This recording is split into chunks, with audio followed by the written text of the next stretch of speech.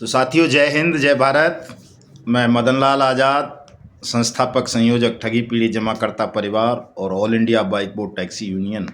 मेरे साथ हैं हमारे संगठन के राष्ट्रीय संगठन महामंत्री आदरणीय अशोक मुदगल साहब, जिन्हें हम प्रेम से पंडित जी कहते हैं।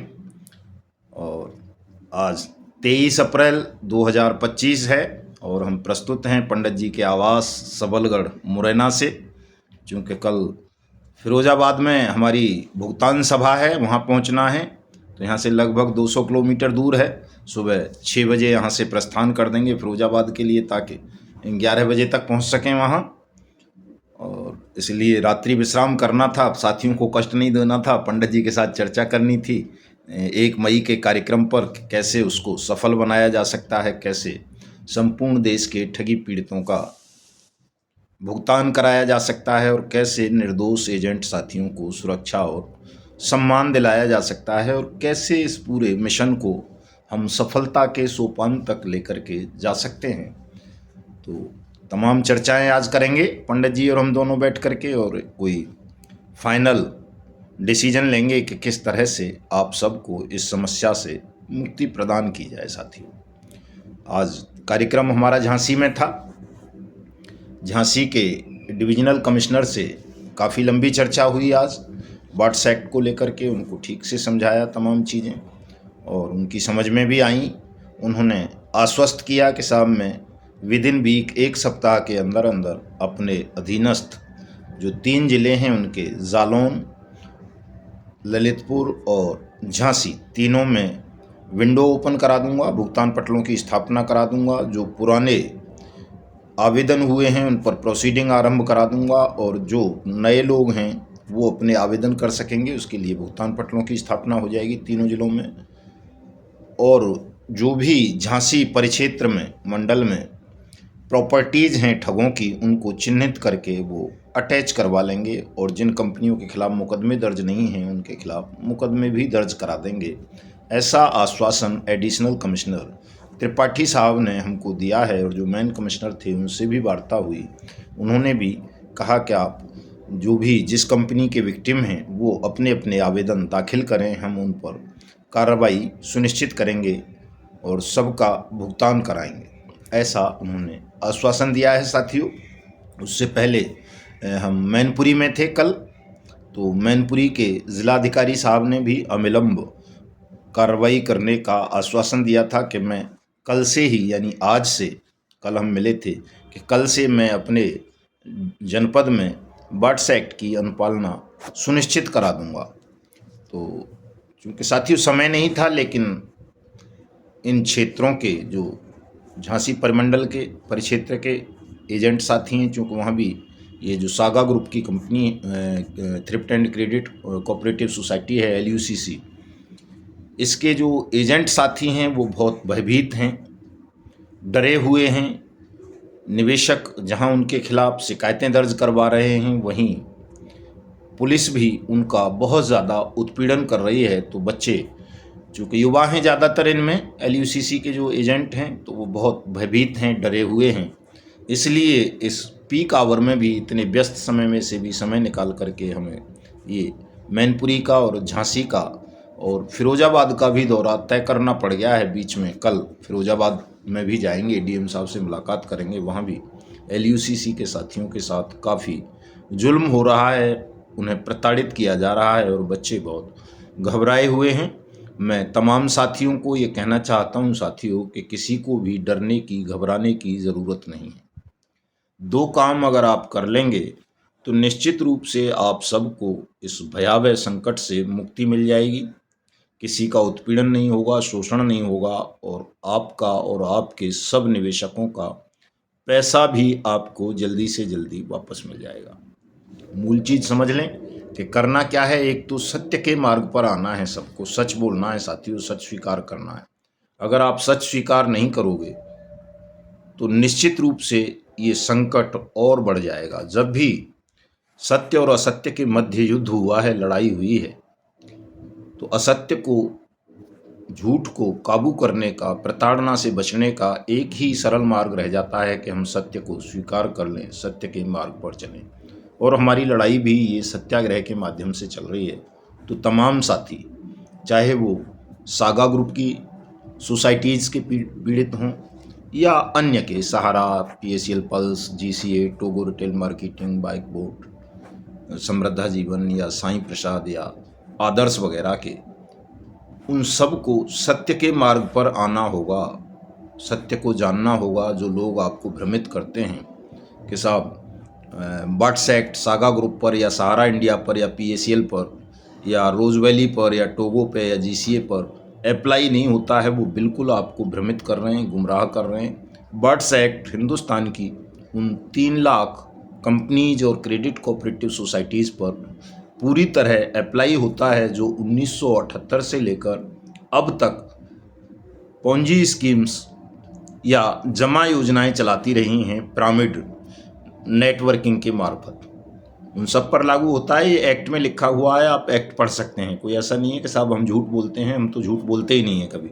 हमेशा हम सत्य बोलते हैं, सत्य का ही सेवन करते हैं और आप लोगों को भी सत्य के मार्ग पर लेकर के आना चाहते हैं। चूँकि ठग बड़े शातिर होते हैं, ठग जानते हैं कि पहले 5 साल तक या 6 साल तक जो भी उनकी मैच्योरिटी का टाइम होता है, तब तक उन्हें कुछ नहीं देना आपको। और जैसे ही आपकी फर्स्ट मैच्योरिटी कंप्लीट होती हैं, दूसरी पे जाकर के, तीसरी पे जाकर के वो कुछ न कुछ ड्रामा करते रहते हैं कन्वर्जन वगैरह का, या किसी नई कंपनी बना लेंगे, नई सोसाइटी बना लेंगे, उसमें आपका री इन्वेस्टमेंट करवा देंगे। इस तरह से वो आपको अपने जाल में 10 से 15 साल तक फंसाए रखते हैं और देते कुछ नहीं है, थोड़ा मोड़ा दे देते हैं। और अंत में जब देखते हैं कि किसी एजेंट ने या सीनियर ने बहुत ज़्यादा कमा लिया है, तो उसको भी कोई ना कोई स्कीम निकाल करके वो वापस ले लेते हैं। ये तमाम ठगों की स्ट्रेटजी होती है और अंत में आपको वो सड़क पर ला कर के छोड़ देते हैं। आपस में इतना लड़ा देते हैं, सीनियर जूनियर, एजेंट, निवेशक, मैनेजर, कर्मचारी, इतना मतलब फ्रैक्शन आपके बीच में, इतना विभाजन पैदा कर देते हैं वो कि आप एकजुट नहीं हो पाते। और जब आप एकजुट नहीं होंगे, विभाजित रहेंगे टुकड़ों में, तो निश्चित रूप से आप ठगों से नहीं लड़ पाओगे। और अब तो चूँकि ठगों को सरकार ने संरक्षण दे रखा है, ठग अकेले होते तो शायद हम लड़ लेते उनसे संगठन के माध्यम से, पुलिस का सहयोग लेकर, अदालतों का सहयोग लेकर के। लेकिन साथियों, जब कहते हैं कि बाढ़ ही खेत को खाने लगे तो खेत की रखवाली कौन करेगा, जिस सरकार के ऊपर ये उत्तरदायित्व है कि वो आपको संरक्षण दे, अपराध पीड़ितों के साथ न्याय करे, ठग, बेईमान और अपराधियों के खिलाफ कार्रवाई करे, आपका भुगतान सुनिश्चित करे बट्स एक्ट 2019 के अंतर्गत, तो जब सरकार अपने कर्तव्य का निर्वहन नहीं करेगी, उल्टा वो ठगों को बचाने का षड्यंत्र करेगी और आपके विभाजन में सहयोगी की भूमिका निभाएगी कि आप बटे रहें, कहीं सहारा CRC पोर्टल के नाम पर, कहीं GCA पर लिक्विडेटर के नाम पर, वो लिक्विडेटर कह रहा हूँ सॉरी, NCLT के नाम पर, कहीं आदर्श पर लिक्विडेटर के नाम पर, या सागा ग्रुप पर भी लिक्विडेटर अपॉइंट कर दिए हैं कई जगह। तो निश्चित रूप से आप सब एक भ्रम का, असत्य का, झूठ का शिकार हो जाएंगे और ठगों से, बेईमानों से, सत्ता से लड़ नहीं पाएंगे, आपस में लड़ते रहेंगे। आज झांसी में कई ऐसे साथी मुझे मिले जो बता रहे थे साहब कि उनकी पत्नियां तक उनसे झगड़ा कर रही हैं। एक साथी को तो उसके माँ बाप ने ही निकाल दिया कि तेरी वजह से हमारी बेइज्जती हो रही है, अपमान हो रहा है, तू घर छोड़ के चला जा। और वो बेचारा दिल्ली भाग गया। 100 लोगों के करीब उसने निवेश कराया था। तो बड़ी दारुण और दुखद पीड़ाएं हमारे एजेंट साथियों के साथ घटित हो रही हैं, जिनको सुनकर हृदय द्रवित हो उठता है, क्षोभ से भी भर जाता है। कई बार मुझे तो बहुत क्रोध आता है, लेकिन साथियों वो क्रोध भी केवल अन्याय के विरुद्ध है, कोई किसी पर अत्याचार करने की नीयत नहीं है। मैं बार बार कहता हूँ ठगों से और बेईमानों से और सरकार से भी कि आप होश में आ जाएं, संभल जाएं, सबका भुगतान कर दें। हमारी लड़ाई केवल भुगतान तक है कि किसी के साथ कोई अन्याय ना हो। अगर आप ये अन्याय करोगे, भुगतान नहीं करोगे कानून बन जाने के बाद भी, तो निश्चित रूप से हमें वो करने के लिए मजबूर होना पड़ेगा जो हम कभी नहीं चाहते कि आप सबका सर्वनाश सुनिश्चित कर दिया जाए, सबका जीवन जेलों के पीछे तय कर दिया जाए कि आपकी ज़िंदगी जेलों के सींखचों के पीछे गुजरे, या फिर सबको सजाए मौत दे दी जाए। तो इसके लिए विवश ना करें, मजबूर ना करें।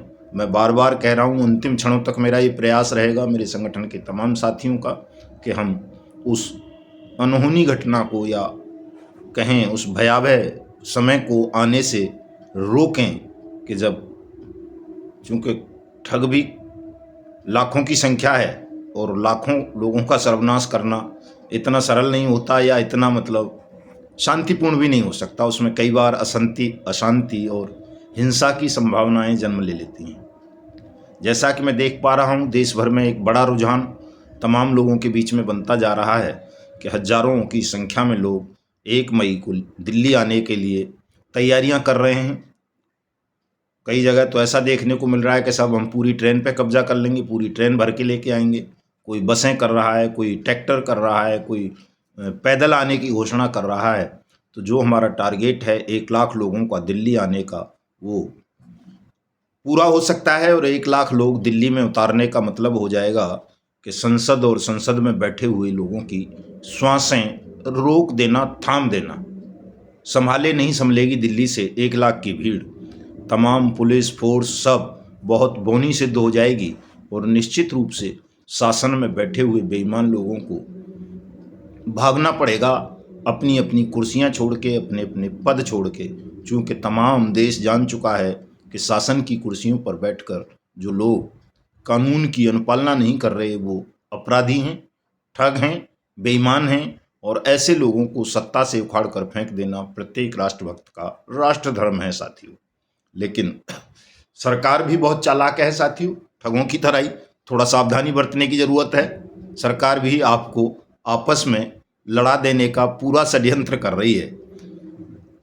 जैसे जैसे लोगों की समझ में ये आता जा रहा है कि हम सहारा, PACL या GCA टोगो या बाइक बोट या आदर्श जैसी भिन्न भिन्न कंपनियों में बंटकर अलग अलग लड़ाई लड़ते रहे, सरकार के झांसे में आते रहे किसी भी पोर्टल या NCLT या लिक्विडेटर या हाई कोर्ट, सुप्रीम कोर्ट के किसी आदेश में, तो सरकार हमारा कभी भुगतान नहीं करेगी। कभी भुगतान की गारंटी के अधिकार कानून, अनियमित जमा योजनाएं, पाबंदी अधिनियम का इम्प्लीमेंटेशन नहीं करेगी। इस बात को देश के 42 करोड़ से ज़्यादा ठगी पीड़ित और 2 करोड़ से ज़्यादा निर्दोष एजेंट साथी ठीक से समझ चुके हैं। और अब वो सरकार के साथ 2-2 हाथ करने के लिए पूरी तरह से तैयार हो रहे हैं। जो देश भर से संदेश आ रहे हैं, साथियों का रुझान मिल रहा है, उसे देख कर के लगता है कि निश्चित रूप से 1 मई को एक बड़ी क्रांति देश में होने जा रही है। और हम जो कह रहे हैं कि देश की तमाम पवित्र नदियों का जल ला करके उन नदियों के जल से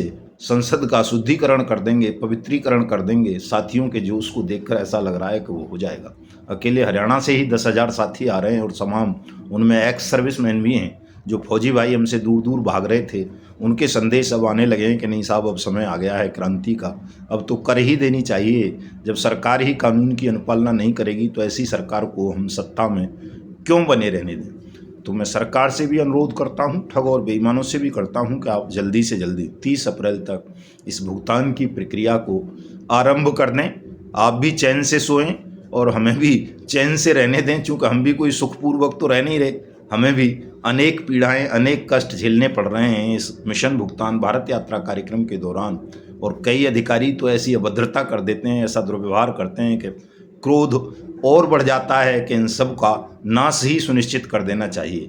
तो नाश हम नहीं चाहते हैं, हम केवल भुगतान चाहते हैं। हमारे हृदय में जो क्रोध है वो जनता की पीड़ा को लेकर के है, ठगी पीड़ितों की को आप उस पीड़ा का निदान कर दें। हमारी आपकी कोई शत्रुता नहीं है, आप अपना राज चलाएं और हम भी अपना जो भी काम करते हैं, खेती बाड़ी, वो करते रहेंगे। और भविष्य के लिए इन तमाम स्कीम्स को पूरी तरह से प्रतिबंधित कर दें ताकि देश के करोड़ों युवाओं का जीवन तबाह ना हो, वो अपना कोई सम्मानजनक रोजगार कर सकें। ऐसी व्यवस्था सरकार को कर देनी चाहिए, चूँकि हम वेलफेयर स्टेट हैं, कोई साम्राज्यवादी नहीं है, कोई तानाशाही सरकार नहीं है। तो साथियों, ये तमाम चीज़ें हैं।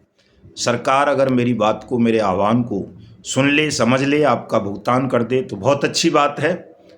और यदि 30 अप्रैल तक आपके क्षेत्र में भुगतान की प्रक्रिया शुरू नहीं होती तो आप भले ही जम्मू कश्मीर के निवासी हों, हिमाचल के हों, पंजाब के हों, हरियाणा के हों, दिल्ली के हों, उत्तराखंड के हों, उत्तर प्रदेश के हों, मध्य प्रदेश के हों, छत्तीसगढ़, बिहार, झारखंड, उड़ीसा, कर्नाटक, वेस्ट बंगाल, महाराष्ट्र, गुजरात, असम, मणिपुर, अरुणाचल या फिर जो है तमिलनाडु, केरल, आंध्र प्रदेश वगैरह के, तेलंगाना वगैरह के, जहाँ के भी आप निवासी हैं हिंदुस्तान में, आप सबको दिल्ली कूच करना है और 1 मई 2025 को सुबह 10 बजे संसद भवन नई दिल्ली पर पहुंचने के लिए जंतर मंतर आना है सबसे पहले साथियों। चूँकि मैं हमेशा कहता रहा हूँ, चूँकि अभी सरकार ने एक और फ्रैक्शन आपके बीच में ऐसा छोड़ दिया है शिगुफा कि हो सकता है हमारी संख्या कम भी रह सकती है, चूँकि अभी कई दिन हैं, सरकार और कुछ उपाय कर सकती है आपको बांटने के। तो अगर आपकी संख्या कम रह गई साथियों तो जंतर मंतर पर ही हमारा ये कार्यक्रम होगा, संसद तक हमें पुलिस और सरकार नहीं पहुंचने देगी।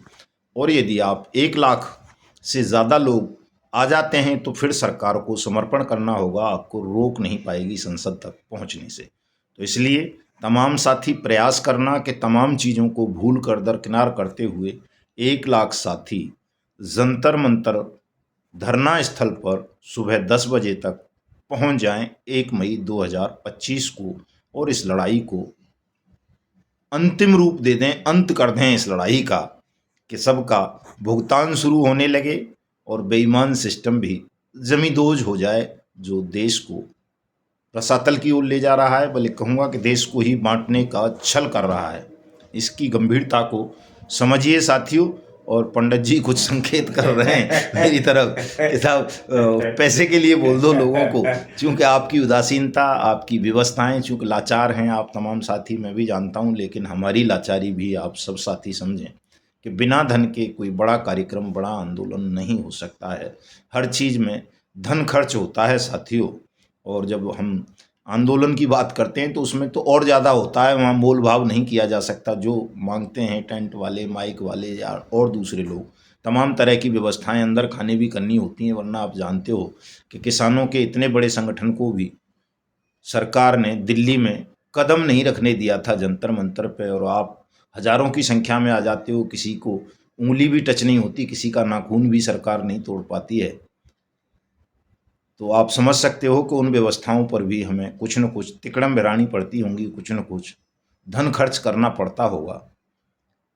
तो इसलिए थोड़ा थोड़ा धन का त्याग तमाम साथी करें। जो हमारे पदाधिकारी हैं वो तो करें ही, इस मामले में उदासीनता ना बरतें, लेकिन जो हमारे श्रोता, दर्शक, व्यूवर्स हैं, जिन्हें लगता है कि हम एक शुभ कार्य कर रहे हैं, देश के लिए लड़ रहे हैं, आपके लिए लड़ रहे हैं, आपके परिवारों को बचाने के लिए लड़ रहे हैं, तो धन त्याग अवश्य करें, आर्थिक सहयोग अवश्य करें। उसके लिए हमारा नंबर नोट कर लें, 9560479048। ये डिस्क्रिप्शन में भी नंबर होगा। इस नंबर पर आप फ़ोन पे, गूगल पे, पेटीएम, यूपीआई इत्यादि के माध्यम से अपनी सहयोग राशि भेजकर मुझे उसका स्क्रीनशॉट मेरे व्हाट्सएप नंबर 7827581213 पर ज़रूर भेज दें, ताकि मैं आपका नाम और नंबर सेव कर सकूं और जैसी अपेक्षाएं आपको हमसे हैं उन अपेक्षाओं पर हम खरे उतर सकें, आपकी सहायता कर सकें। साथियों, साथ साथ मैं ये भी कहना चाहूँगा कि जब हम यात्रा के दौरान होते हैं तो बहुत सारी चीज़ें नहीं कर पाते हैं, उसी में व्यस्त रहते हैं। तो हमारे वीडियो को शेयर ज़रूर कर देंगे इसको, ताकि ज़्यादा से ज़्यादा साथियों तक हमारा संदेश पहुँचे, और लाइक करेंगे, कमेंट करेंगे। साथ साथ हमारे YouTube चैनल युगांतर न्यूज़ को सब्सक्राइब भी अवश्य कर लें, ताकि आपको घर बैठे अपडेट मिलती रहे और आप हमारे संगठन से जुड़कर आप अपनी आर्थिक, मानसिक और शारीरिक पीड़ाओं से मुक्ति पा सकें साथियों। तो मिलता हूं अभी थोड़ी देर बाद रात को 9 बजे फेसबुक पर लाइव होकर के विस्तार से चर्चा करेंगे। तब तक के लिए जय हिंद, जय भारत। और ये साथियों सीधे हाथ से ही करते हैं, हम कई साथी टिप्पणी करते हैं कि उल्टे हाथ से करते हैं, लेकिन चूँकि इस तरह से बना के करते हैं तो आपको उल्टा हाथ लगता होगा, लेकिन ये हमारा सीधा ही हाथ है। पुनः जय हिंद, जय भारत।